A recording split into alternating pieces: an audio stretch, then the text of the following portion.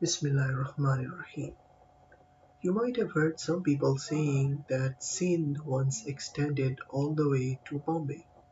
And surprisingly, these people are correct, but only in sense that Sindh was once administered with Bombay as the same body.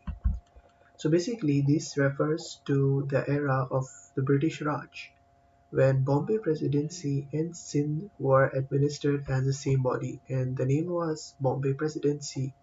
Capital was in Bombay, now Mumbai, India. However, later on, things changed and Sindh separated from Bombay. And this raises the obvious question, why? Why did Sindh separate from Bombay? So, to begin with, there were multiple reasons for that. The first reason was that Sindh was not directly linked to Bombay. You see, like from this map, there was Kutch in the middle of these two areas, so there were two ways to travel from Sindh to Bombay. First was by train, which passed through Kutch, and the second was by sailing from Karachi all the way to Bombay. But it took a lot of time and, of course, a lot of money.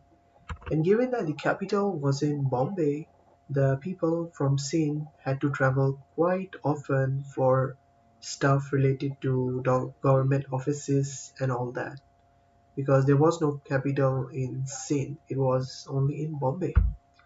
And of course, this took a lot of time and a lot of money.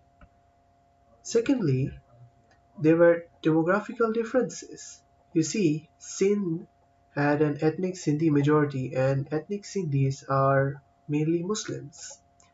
Now compare this to Bombay, where the majority of population is Maratha and some other ethnic groups, and by religion, Bombay is Hindu majority.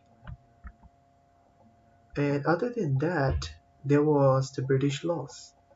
The British had made discriminating laws, and because of these laws and policies, over time all the Sindhi Muslim landowners lost their lands to the Hindu businessmen as well as to a small handful of Muslim elite, and they were discriminated by these people.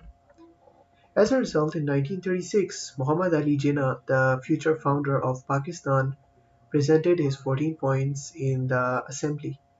And one of these points was that Sindh should be separated from Bombay Presidency and should be made a province of its own.